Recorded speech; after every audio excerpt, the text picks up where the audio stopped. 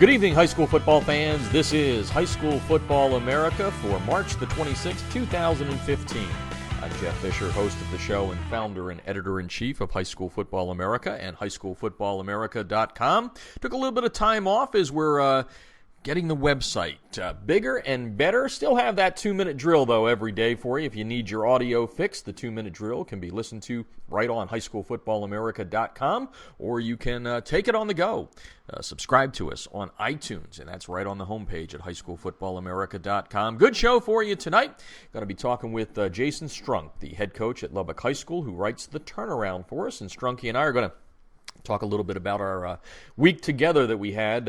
Myself, Trish Hoffman, and his wife Tracy. They were out here in Laguna Beach, and we had a good time talking a lot of football, talking about making the turnaround bigger and better, talking about our coach's job board that's getting bigger and better, and that's what we've spent a lot of time on over the last month. Right now, we have, since we started back on around January the 7th, we've posted 525 high school football jobs from around the country, and as of right now, we are above 300 that are currently active. It's a real easy system for you to go through. All you have to do is go to highschoolfootballamerica.com. In the navigation tab right at the top of the screen there, you'll see Coach's Job Board, and you click on that, and you'll see 10 at a time, and you can expand that however you want. You can search by keywords, head coach, offensive coordinator, defensive coordinator, assistant coach.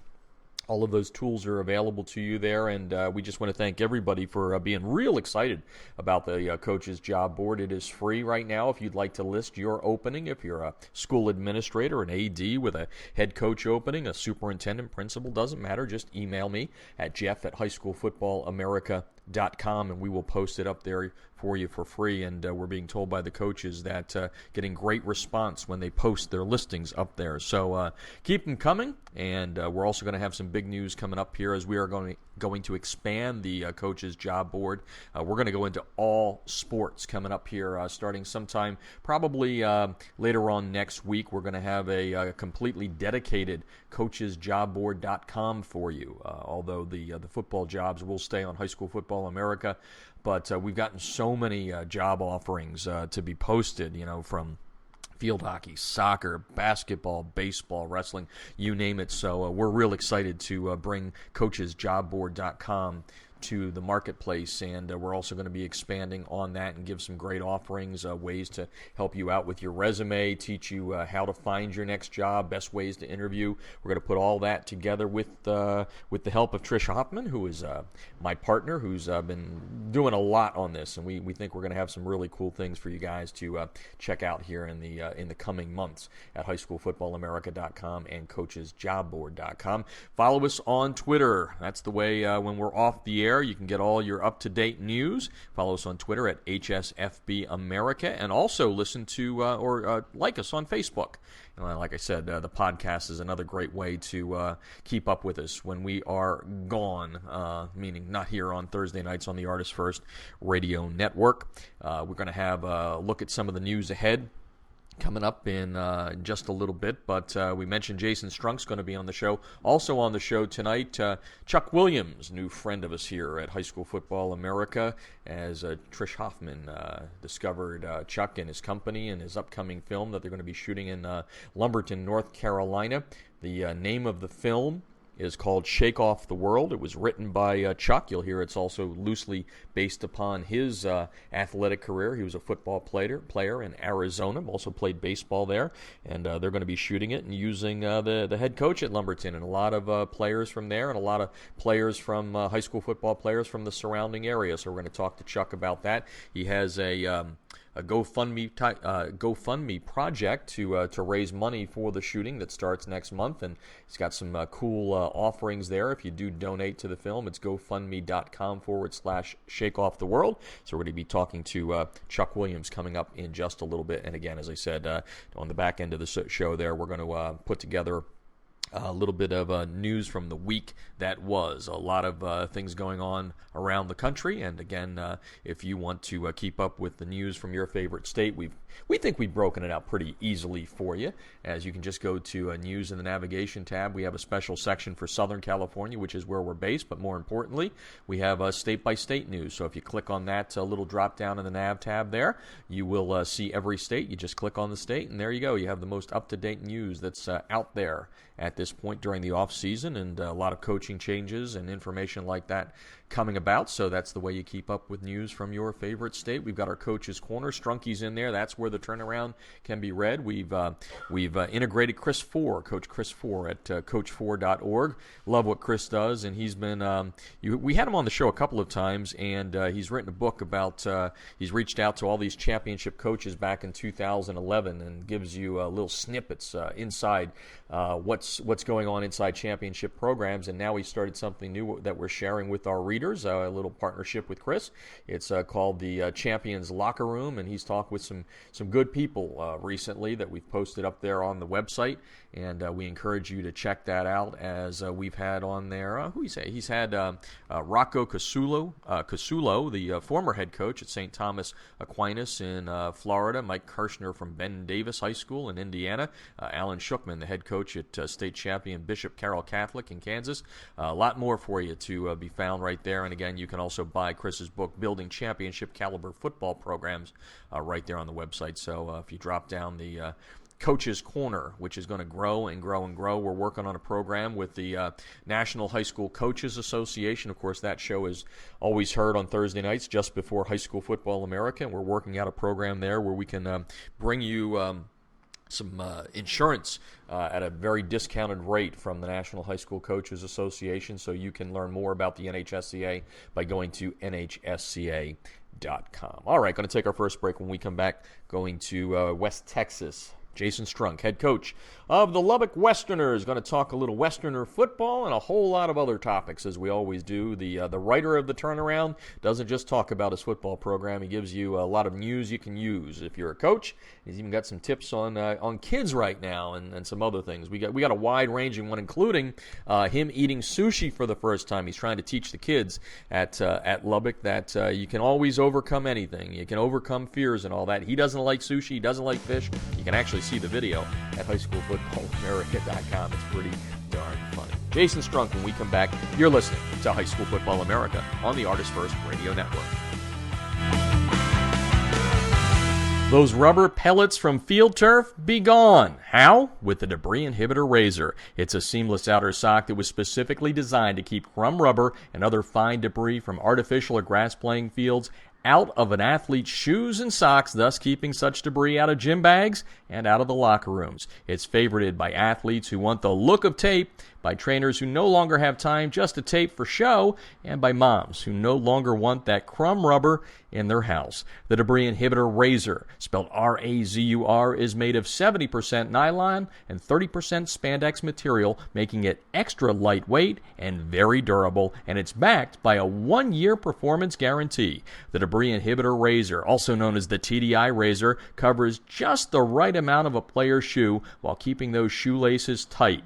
It's fully customizable via screen print or embroidery, machine washable, and most important, it's easy to get on and off. The Debris Inhibitor Razor is available in black, white, and pink, 12 colors in all, and special colors may also be ordered. Sizes available: youth, that's 4 to 6.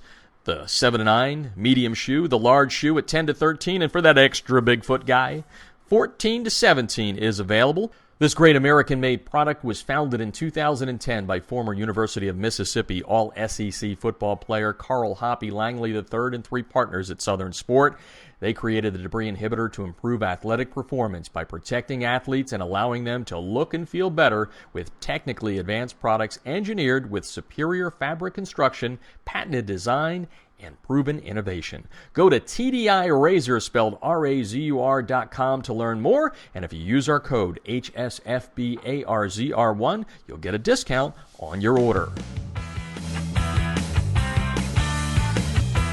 This portion of High School Football America brought to you by Kellogg's Frosted Flakes. Tony the Tiger reminding all you dads out there, whenever you share your love and your passion for the game of football with the kids, make sure you do it sitting down at the breakfast table with a bowl of Frosted Flakes. Well, last week, tweeted about it, even put up a little video of the young man trying sushi for the first time. Jason Strunk, the head coach at Lubbock High School, who writes the turnaround for us at High School Football America, was out here with his wife. We had an awesome week, although he came out here sick. My girlfriend got sick. Trish got sick. His wife, Tracy, got sick. The only one that didn't get sick was me, and maybe that's because, I don't know why that is. But anyway, Strunky's on the line to talk about a bunch of things because, well, truth be told, I needed to fill some time tonight. How are you, Strunky? I'm doing great, and thanks for calling me a young man. I really appreciate that. Oh, well, I lie a lot. I lie a lot. No, that's not true. Everything's good back in Lubbock. Well, that's good. And it's I want to have a couple of things I want to talk to you about here. But, one of the things that you write about a lot, we've talked about a lot, is your ability to kind of transcend areas, which not a lot of coaches in the country have done. I mean, you were born and raised in Pennsylvania. You coached there collegiately and in high school. Went to Florida, head coach there in Florida. Went to Purdue, worked at the collegiate level. Now head coach in Texas. And you came out here, and we had a chance to actually get you in front of a coach or two out here in Southern California. So I need you to kind of compare and contrast here. We sat down with Jaime Ortiz at San Clemente. Then we had a little nice bump in with the AD, former football coach at Laguna Beach. What'd you find out about Southern California versus some of the other places you were? Well, it's pretty interesting. I don't know how quite to explain it, but I'll do my best. But I'd say when you go coast to coast, from the East Coast, where I'm born and raised and where you're from, and going to Florida, and then hopping all the way over to the left coast out in California, I would say everything is very similar with how things are structured and set up. And then right in the middle of the U.S. and a little south, I guess you'd say, Texas stands out alone. From what I can gather, and I've been all over the place, coached at college, and there's a lot of people. Texas is the only state that quite does it the way we do it here. And that means with fully certified teachers in the building all day long. I have 18 coaches on my staff, and all 18 coaches teach in the building. You need to be a certified teacher to coach in Pennsylvania, in Texas, and that's how it's done here. And then, talking to Jaime out at San Clemente, and then knowing my coach in Pennsylvania and Florida, we're lucky if we have 2 or 3 coaches in the building, and other coaches in California, you call them a walk-on. In Pennsylvania, we call them volunteers, although, they get stipends and so forth. But they come after school and coach. So what I realized was, from coast to coast, it's pretty much the same. Same structure, but right there you have Texas, which just stands out alone. It's really fascinating. And seeing Jaime out there in San Clemente, really, it took me back to being in Pennsylvania and Florida. He said, he has his kids in the weight room, and there's only 2 or 3 coaches he has with him. It offers some great perspective for the guys here in Texas because we're lucky. I have my staff all day long. So as far as structure and things like that, Texas stands out. And it's the only one that does it this way, and I love that.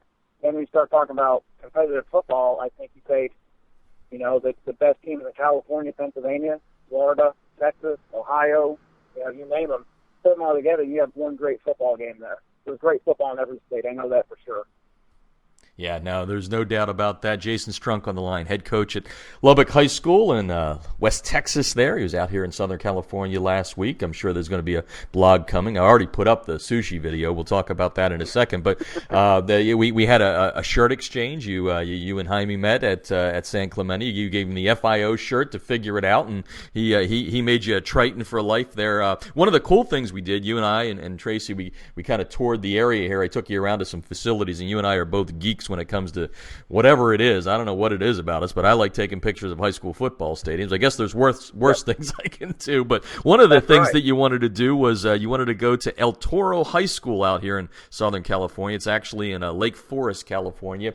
And I thought that was neat, and I don't know that I've written about it, but I'd love to hear your take on it, because literally you and I were part of maybe the first ever, along with the two schools, of course, the first ever interstate football game where a team from California came east. So it was El Toro here moving to Whitehall, Pennsylvania, which is where we're from, basically, right up the road, one of the little towns. Matt Millen's from there. That was cool to go there and see the stadium and all that. But take us back. I mean, is it kind of inconceivable to you that moment way back in whatever it was, the mid-'80s, is now kind of the happenstance where we've got Jersey teams flying to California, Vegas teams flying to Florida? Tell me a little bit about your thoughts on that game back in the mid-'80s and what football's evolved into. Yeah, I was a kid growing up, and I believe that game happened in 1986. And I don't know, I was in elementary school, I think it was, and, football's a big deal in Pennsylvania, and all of a sudden there's a team from California coming in. At that point, before the internet and all this other stuff we had, it was like they may as well have been coming in from Russia. How's a team from California coming to Pennsylvania?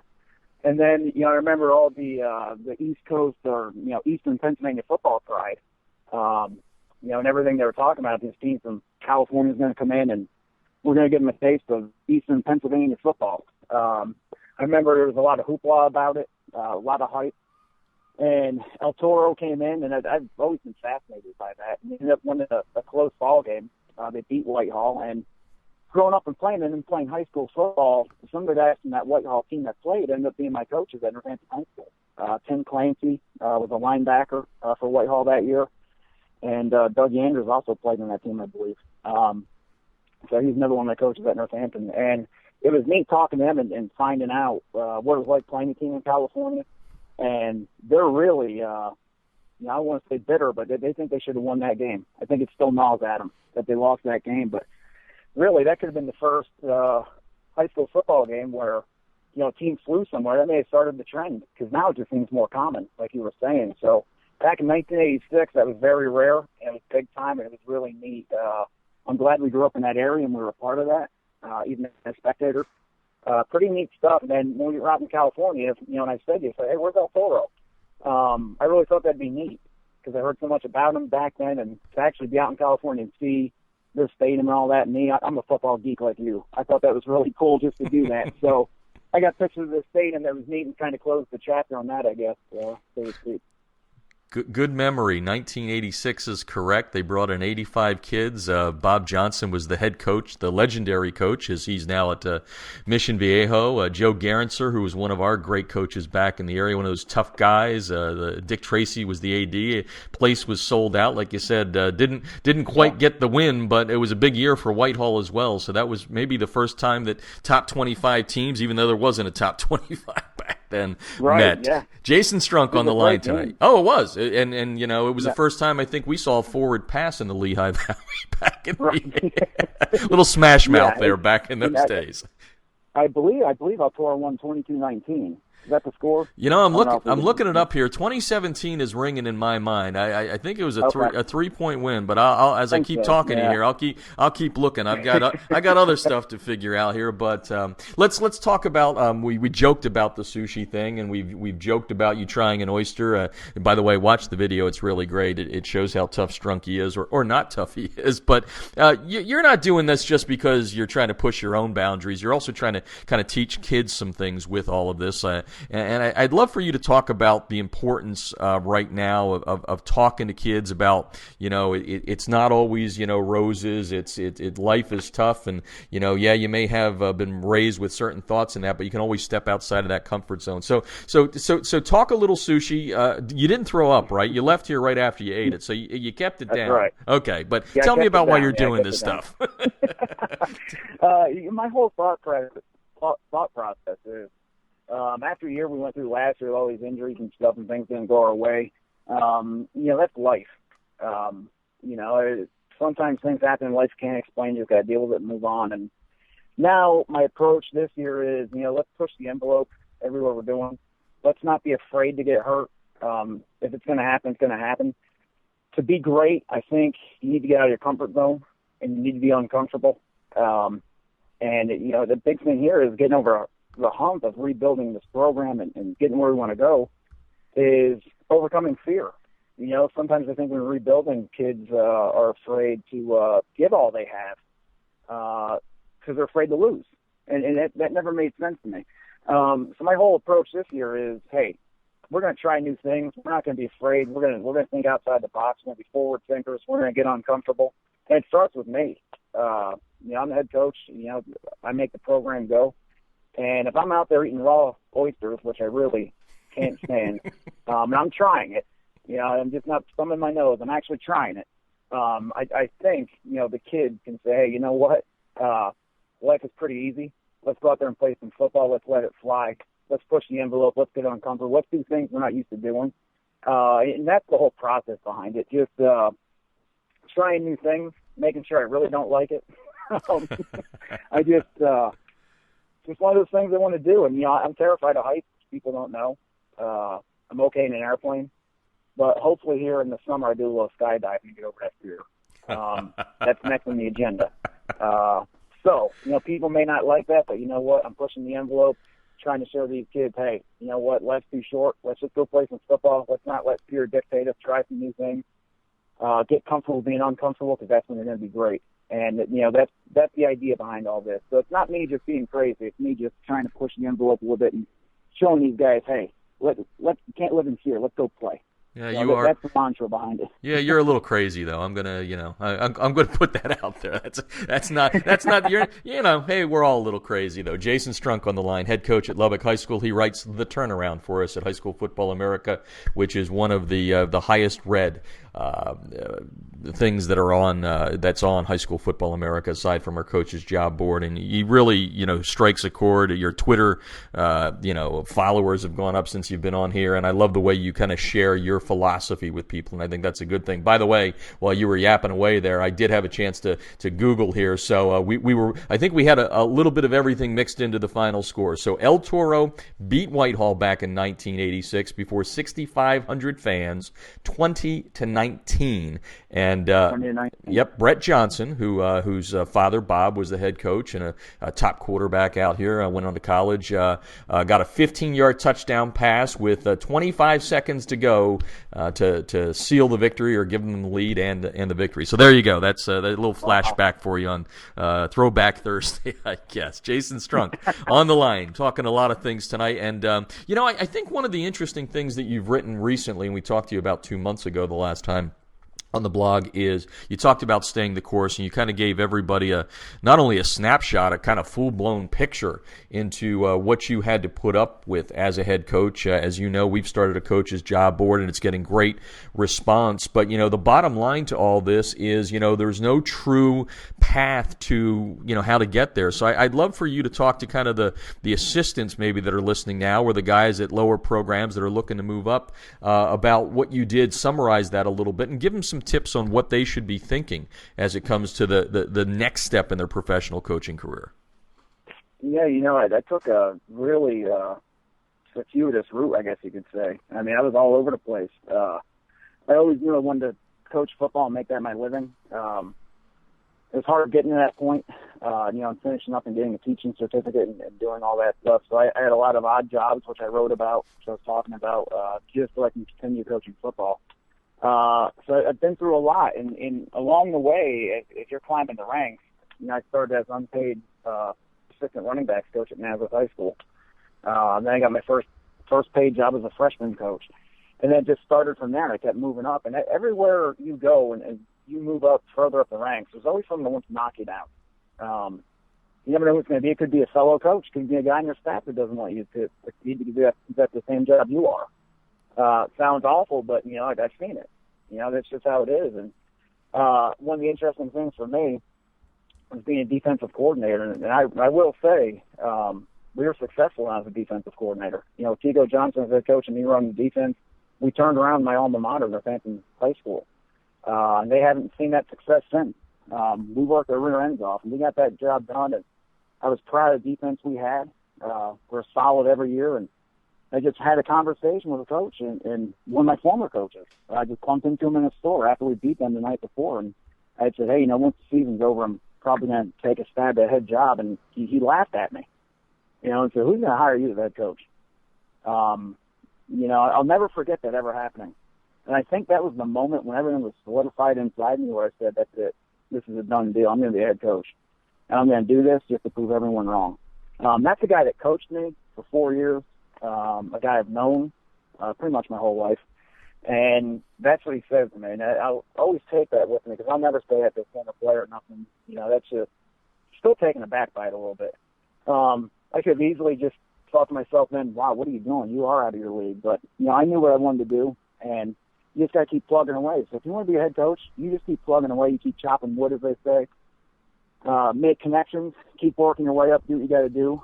And don't let anybody deter you. I mean, it sounds corny, but that's what you got to do. If you want something, go get it. And anytime I've wanted something, I've gone out and I've done it. It didn't matter what I needed to do it. I've done it. And that just solidifies, who I am. And I usually don't talk this way about myself, but when it comes to what I've done and where I've gotten to, I've worked my rear end off, and I'm proud of that. And that's what people need to realize. Take pride in what you do. Work hard. You always get what you want. I agree with you. Jason Strunk on the line, Lubbock High School's head football coach in West Texas. He spent a week with us out here last week. I'm sure he's not enjoying the dust storm season that's coming up there. He liked the sand out here, the surf and the sand. I'll tell you that about him. Writes the turnaround. And one of the things that you wrote recently that got a lot of reads was, and it was a short one, but I think it made an impact, which was you titled it Your Program, Your Kids. And you talked about the importance of being a football coach and really, and you have two children yourself, a boy and a girl, but those kids that go into that locker room every day are an extension of that family. Tell me a little bit about that and your philosophy for coaches that may not see it that way and why it's important that they should. My whole philosophy on that is our football team, they're our kids. We're going to do everything we can to protect them, help them, not just in football, but in academics and life in general. My approach has always been family. And once they walk into our field house, Chapman Field House, everything that's going on that day is done. They're at home now. They're with us. That's where they feel safe. That's where they feel protected. There was a bunch of coaches that love them. I don't know any other way to do it. If you want a kid to run through a brick wall for you, he needs to know that you care about him. He loves you. And once you have that established, these kids will run through a brick wall. And our kids do. We really built the numbers up. These kids have bought into what we do. And I think it goes back to how we treat them. We coach them hard. I mean, if you know me, I'm intense. I get after people. But it doesn't carry back into the locker room. Once we get back in the locker room, it's patting them on the rear end or patting them on the head and saying, hey, tomorrow's another day. Let's just smile. Let's get out of here, tell a joke, and go. And they really, they really see that. They really know that you care about them. You're just not out there yelling at them. You're coaching them hard in the locker room. You're rubbing them up. And I think it's overlooked at times. Everything I do every day long is fighting for our kids and getting them what they need. And the rest of my coaches have bought into that. You need a full staff to buy in to what we do. And that's always been my mantra. Take care of the kids, the kids first. Everything we do is geared towards the kids. I think a lot of times in life, people make decisions based on what makes adults happy or what's going to be best for the adults and not the kids. And my philosophy is vice versa. Everything we do at Lubbock High with the football program is about making it right for the kids. And if you're doing that, you're going to start winning football games. You're going to build the program. And I wish more people, take the time to build those relationships like we do off the field with these kids, because it really goes a long way, not just in football, but in life. And we're here for these kids for life, not just football. We talked about jobs, and I probably should have thrown this at you, but I think it's a good blend here of the last two things you talked about. So you've got your philosophy. You're the head coach. You're the leader. You're the one that's going to go down if you don't win enough games or you don't do the program right. And then the question before that was how you stay the course and do the things, work your butt off, and all that. So from a hiring standpoint now, and let's just put you in the mode of you're looking to hire somebody. What are the things that you're looking for on a resume, on a phone call from a guy, that sort of thing? Are you able to discern in an interview whether that coach that you're bringing in is going to have that same love of kids like you do and all that? How do you do that? What is there any tip there that you can give or tips? The first thing I look for when I go hire a coach is what's his goal. If I'm hiring a guy for, let's say, an offensive coordinator position, and I say, what's your goal? And he says, well, I just want to be an offensive coordinator for 20 years. I'm probably going to look the other way. I want somebody that wants more. So the first thing I always want to know is if I'm hiring a position coach or whatever it is, he says, I want to be a coordinator, then move up to head coach. I'm going to really intensify the interview then because that's the guy I want. I want somebody that wants more. I won't even talk X's and O's until the third or fourth time we sit down to talk. To me, it's more than X's and O's. I want to find out if you want to advance in the profession, if you're going to give me everything you have, and if you want to be there. Because if you want to be there and you want to be with me, you're going to learn all the football you need to learn. I just want guys that want to be there. A lot of times during interviews, they get up there and start drawing up plays. That's real great. You can draw up all the X's and O's you want, but if you can't relate to the kids, forget it. It's no good. So we really do a lot of things. I like sitting around informally. I'm not a formal interview guy. I like sitting around informally. I get a lot more body language feedback that way. I can tell a lot of things. So I'm always looking for guys that want to do more. That's number one, like I said. Guys that talk about the kids and not themselves. They're just sitting there talking, well, we can do this for the kids, we can do that for the kids. That's what I look for. I look for all those before I even start getting X's and O's. A lot of these guys get all caught up and, posting on Twitter, hey, look at this play here. But, it doesn't do much for me. I'm not into that stuff. I'm about the kids. And, so my interview tactics may be a little bit different than most people, and I'm good with that. But I just want to make sure I'm bringing in kids or coaches that are good for kids. And sometimes you miss. It's not perfect science, but I think I pride myself on knowing body language really well and finding good guys to fit. And for the most part, 98% of the guys we brought in here have done a great job, and they fit what I was looking for.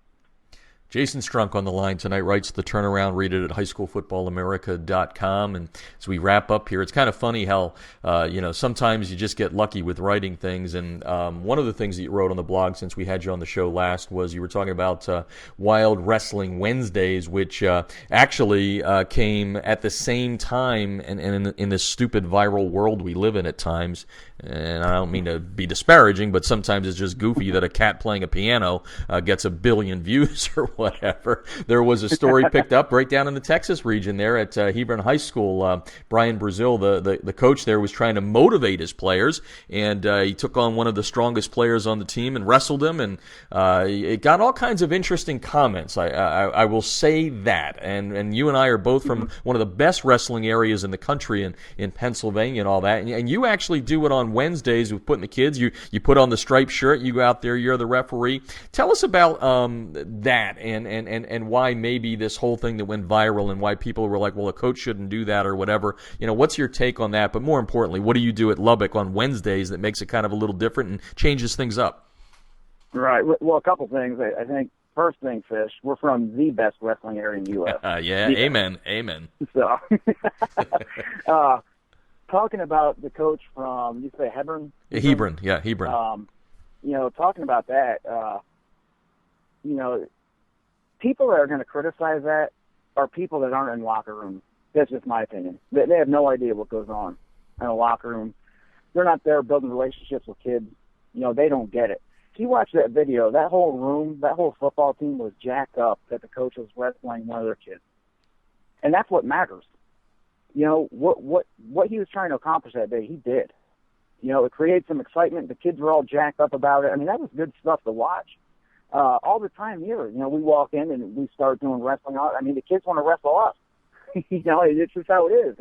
Every day, Coach, I want you on the mat. Coach, I want you on the mat. I'm not going to do it. Not for, any other reason, for criticism or anything like that. I just, I got enough going on. I'm not going to tear an ACL at this stage of my life. So. Yeah, at least you got a little bit smarter. Right, yeah, a little bit smarter. But I had found nothing wrong with that. I thought it was cool. I thought it was neat. It's not like he went and put gear on and started playing tackle football with this kid on a wrestling mat. I thought it was good. He got out of what he wanted to for his team.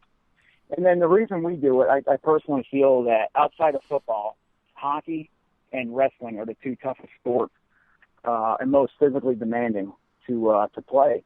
And I think wrestling, putting yourself on a mat for 6 minutes with an opponent and winning and losing boils down to one thing, and that's you. I think that teaches you a lot about life, teaches you how to fight, teaches about character. I mean, you name it. Wrestling teaches you everything you want to know about yourself. And we do that every Wednesday, and these kids, they love it. We pick premier matchups we want to see. Sometimes I'll pair a 275-pound tackle against a 125-pound wide receiver just to see the fight and the battle in that little receiver. And we've seen some good things. So we do it to find out how tough we are. You know, we're going to back down, look at our character, things like that. And the kids get pumped up about it. They really like it. But, you know, every day kids are always challenging us. Hey, I want to wrestle you. Or they want to say, I want to see you and Coach Paul wrestle. So we're getting good results out of it as well and finding out how tough we are. But wrestling in general is just great. It's a great sport. You know, it needs to be around for a long time. It teaches you a lot. And Neil Tull is your not only your assistant coach there, but also the wrestling coach at Lubbock High School. Jason Strunk on the line, and we should give props to your alma mater there, Northampton. A couple of national championships that they won. So yeah, we are from the area that year in and year out is good. It doesn't matter. We've got great wrestling in Eastern Pennsylvania. Let's wrap up with this. You're almost a month away from. You're going to have your. I think, is this your first spring practice, or did you have it the first year when you moved in there at Lubbock? Yeah, we had it the first year so we can install and implement what we wanted to do. So this will be a second time we're doing it. So 18 practices over a course of 30 days, starting there in May. Tell me a little bit about where you are in the process with the kids. I don't know if you're still in the weight room. What are you doing to get ready for spring ball? Yeah, you know, right now we're doing our normal stuff. We're in the weight room lifting. Yesterday we're out on the field doing some agility stuff. So it's pretty much, you know, standard procedures are up until May 1st. As a coaching staff, though, we'll be meeting every morning, going over personnel, developing practice plans. There's a set of objectives we want to see during spring ball. We have a lot of starters coming back, a lot of young kids that played a lot last year, and we felt this was a good year to get back to spring ball and get them 18 practices. You know, we're excited about our roster. We think we have the best offensive line we've had and the biggest. You know, so we have two kids at 280 pounds right now. It's the biggest we've had. And we're excited about it. So we're just doing a planning phase right now and getting ready to roll, and can't wait for May 1st. I know you're chomping at the bit. Although he was not that excited to leave Laguna. He knew he had a little bit of time. He wanted to stay out here. But let's wrap up with this question for you then. As we you know enter into the spring period right now.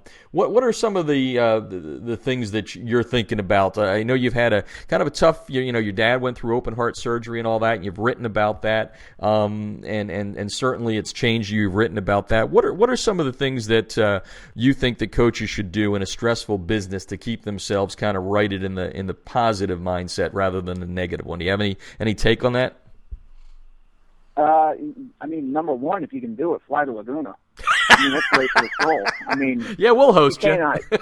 You cannot beat that. You know, I think it's things like that. Taking time for yourself and getting away from everything for a week. Doing that. And I think the other thing, too, you can do is exercise. You know, exercise, lift weights, run, do something. You know, that makes you feel good about yourself. And then me, another thing I do, I love writing the blog at night. It's the last thing I do before I go to bed. I write the blog. It relaxes me. It's therapeutic, like I've said. There's a bunch of things you can do, you know, to relieve that stress. And because this job can eat you up. I mean, it's stressful. But you got to take care of yourself. You know, you have to, because like we tell the kids, if you don't take care of your body, you're no good to us on the field. Well, if you're not taking care of yourself as a coach, what good are you doing to your team if you can't be there on a Friday night because you haven't been taking care of yourself? You know, and I almost found that out 3 years ago. So that really changed my perspective, and you just got to find time for yourself, you know, and find things that you enjoy and relax and use that and then get back to work the next day and get after it again. You know, that's all I can say on that. Make time for yourself and treat yourself right. Yeah, the workout thing's important. We had probably the best ever steak that either one of us has had at Teemu Solani's, the great hockey player. I'll tell you, dude. I love the Midwest beef. I think you guys in Texas have some good beef down there, but that was pretty good steak, wasn't it? That was the best I've had in a restaurant. I will say that. I still, geez, was that good? You know, and then the macaroni and cheese to go with it was just sinful.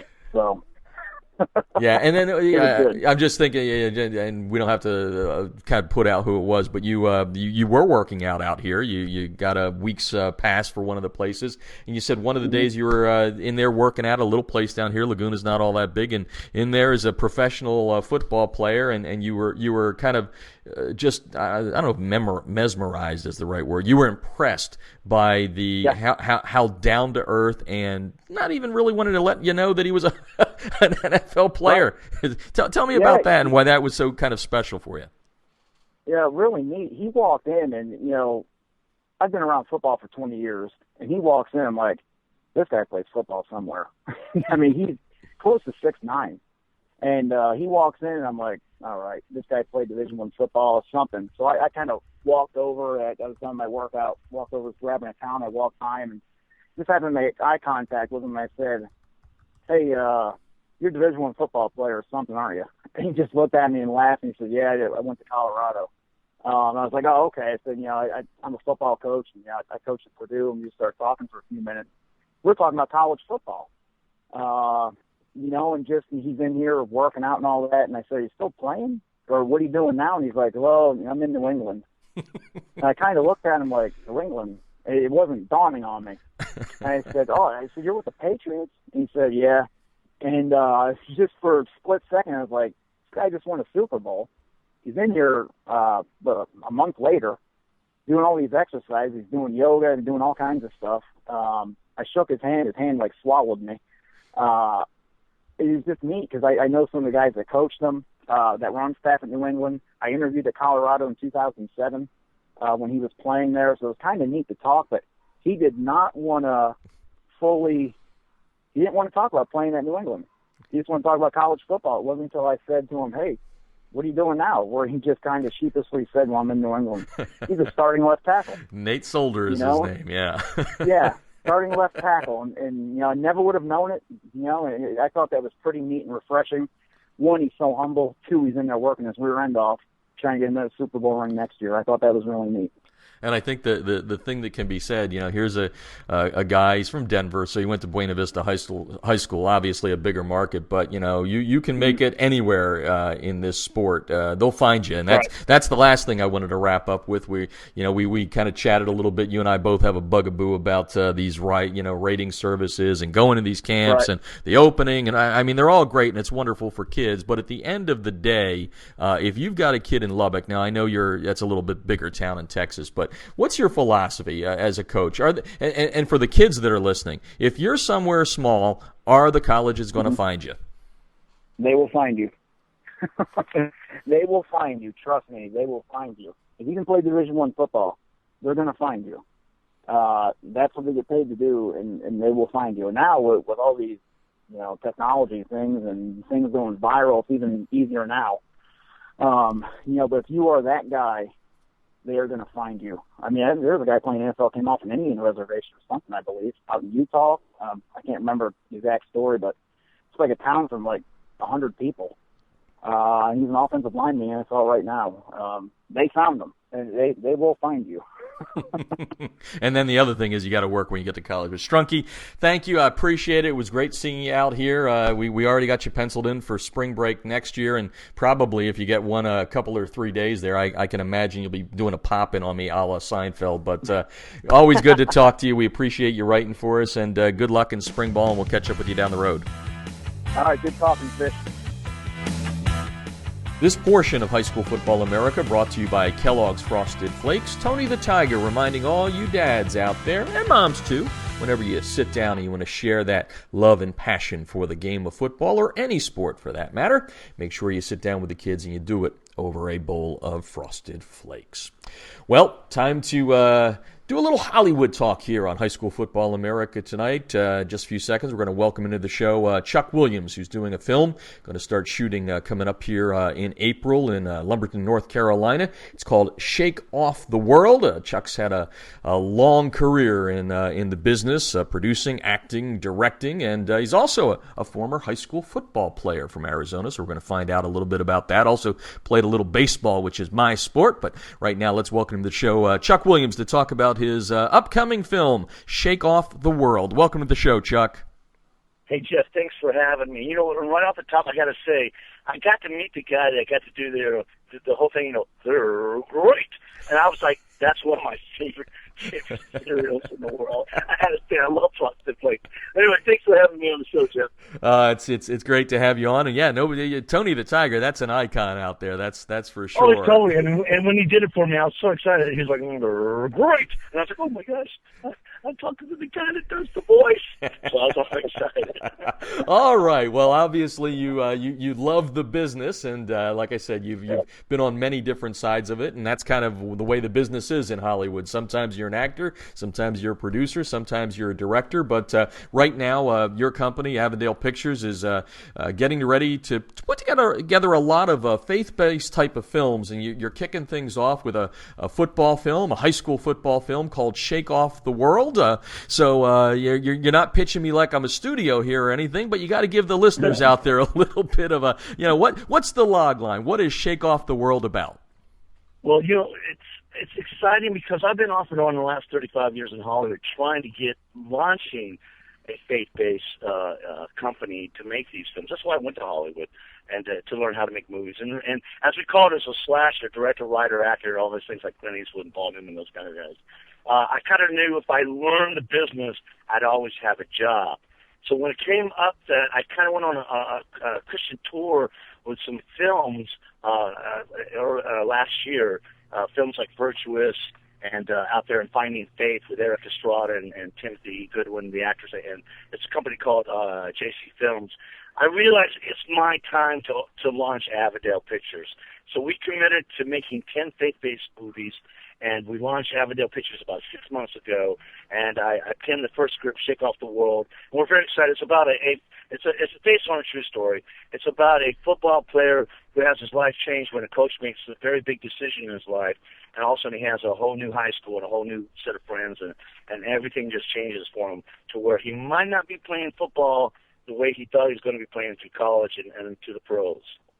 Chuck Williams on the line tonight, the director, and you just heard the writer of Shake Off the World. They're going to start shooting here in North Carolina next month. He does have a GoFundMe site up. You can take part in the film, and that's great. A lot of people are doing that more and more. The address for that is GoFundMe.com/Shake Off the World. So I mentioned at the top that you said it's based on a true story, but you're also a true high school football player playing there in Arizona. Tell me a little bit about your high school experience and how that's going to help you as you direct the film and as you wrote the film.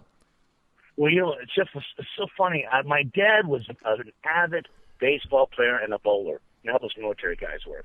And so I played baseball a lot growing up. And so when I got to high school, my freshman year, I was a newcomer. You know how everybody starts, when they're 9 years old playing football nowadays in bands. And I kind of was a freshman out of water. And so my whole first freshman season was, all right, we're losing 28 seconds. Put Williamson. We got 28 seconds left. Give us some time on the football field. And that was basically my freshman career in football. And then the next thing I know, I'm really dedicated. I'm sprouting up. I'm getting bigger from working out and everything as we pump the weights. And my junior year is when I kind of shined for the Rincon Rangers out there in Tucson, Arizona. And basically, just so you know, the story of Shake Off the World is based off my life of playing football. So it's loosely based off that story. That's why I was so able. I wrote the script. I don't know if you know this. Jeff wrote the script in 11 days. Wow. And which is very quick because it's a story I'm very, very comfortable with, and I know. And we just finished with the rewrite. And by the way, if anybody wants to read the script, it's available at www.avidalepictures.com. They can go on there and subscribe for free and see what we're doing. And they can read the whole script. We have the final draft up there that we're shooting here in about a week and a half.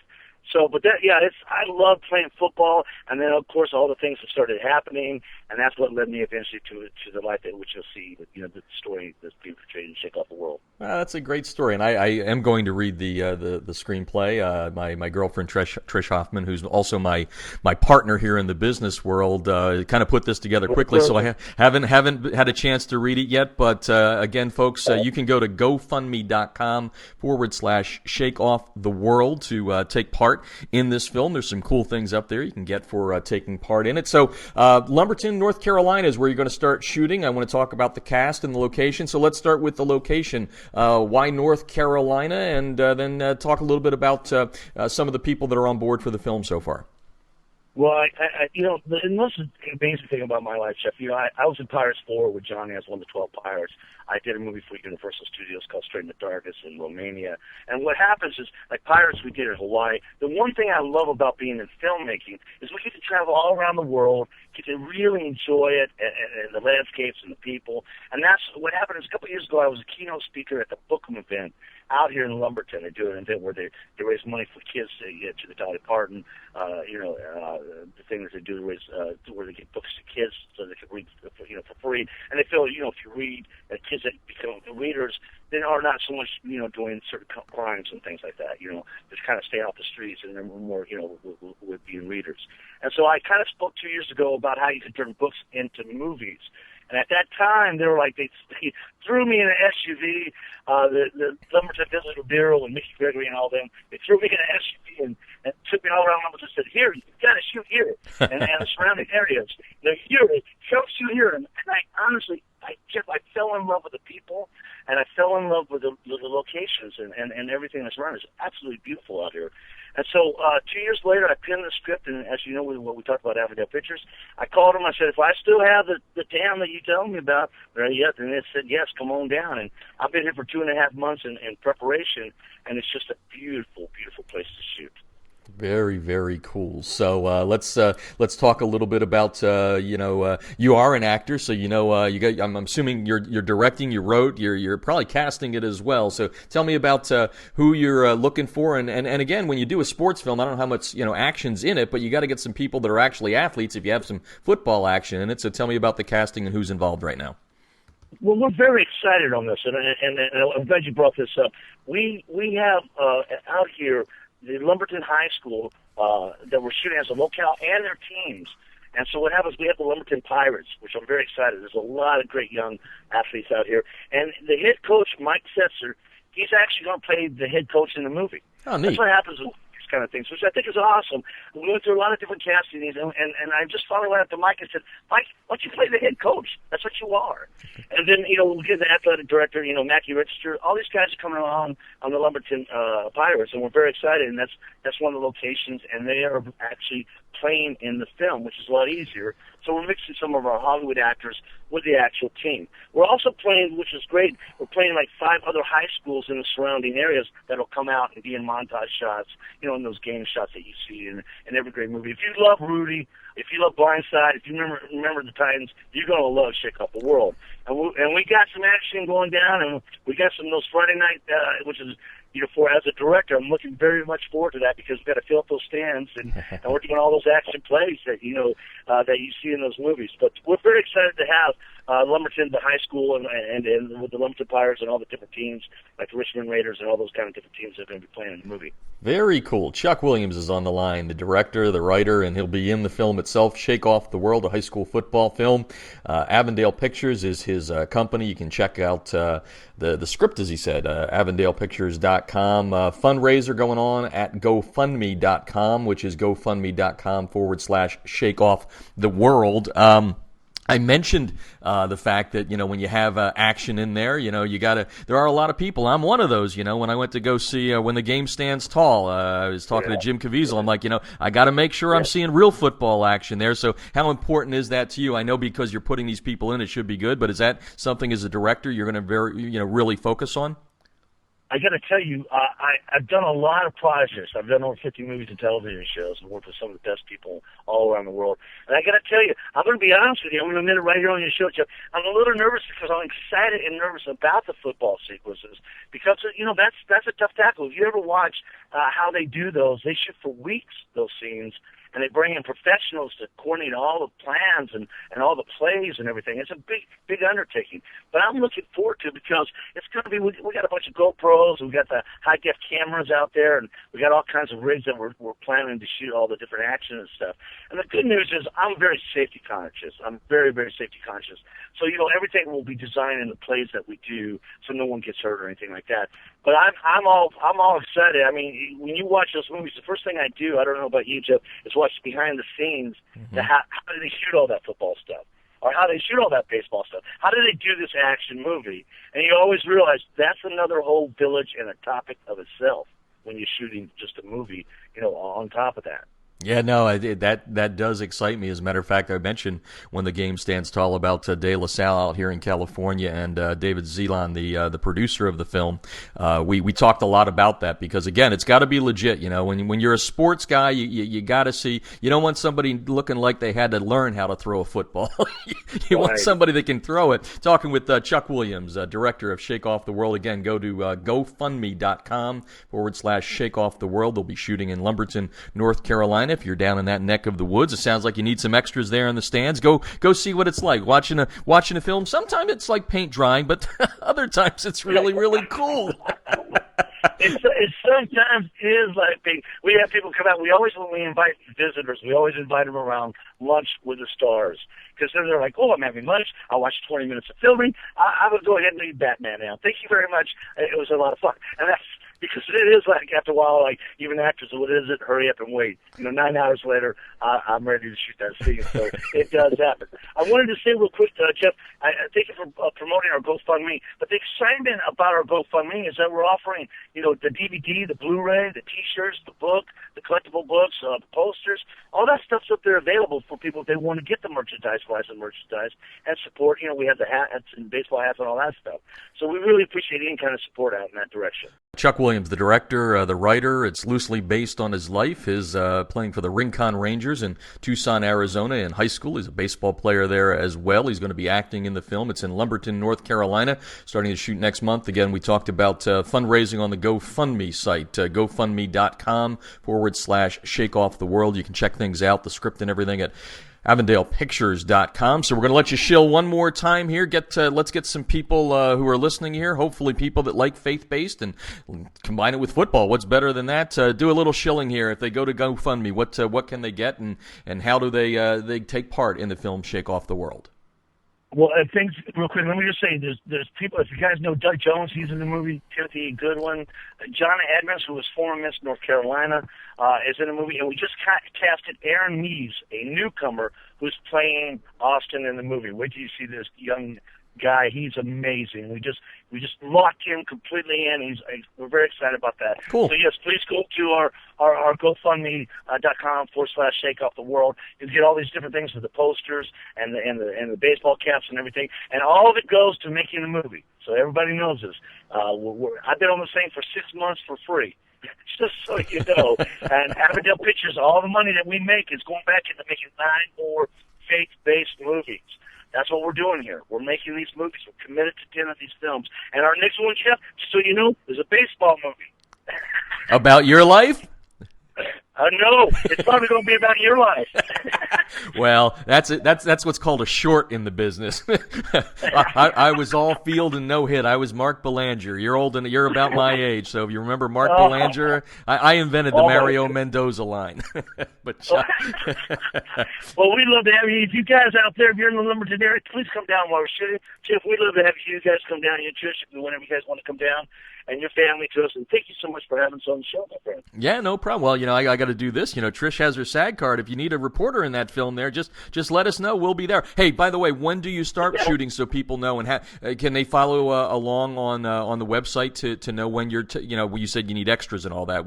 How can they figure that out? Well, the real simple is April 6th to May 2nd is when we're shooting in Lumberton, North Carolina, and surrounding areas. And if you just go to extras at AvondalePictures.com, extras at AvondalePictures.com. They can submit a picture and their information and let us know how far they live away from Lumberton, and they'll be fine. Well, Chuck, we really appreciate you hopping on the line here tonight. We're going to help you out as much as we can. Tweet out you got a little trailer there, and see if we can do something on Twitter and get you to raise a little bit more of that money. So thank you so much. Thanks for everything you do. Thanks for promoting high school football, and good luck, and enjoy Lumberton there.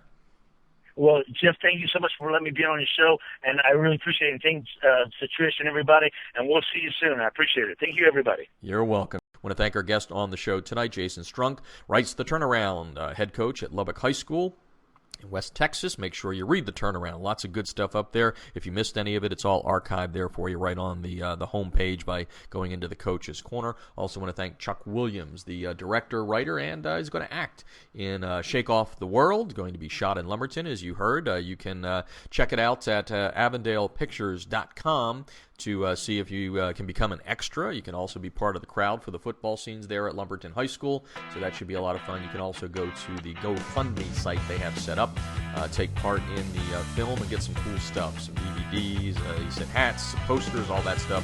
You can go to the GoFundMe site. It's GoFundMe.com/Shake Off the World. Thanks, Scott Z, back in Ohio, for keeping the show running straight ahead. For now, this is Jeff Fisher saying good night and good sports from sunny Southern California. You've been listening to High School Football America on the Artist First Radio Network.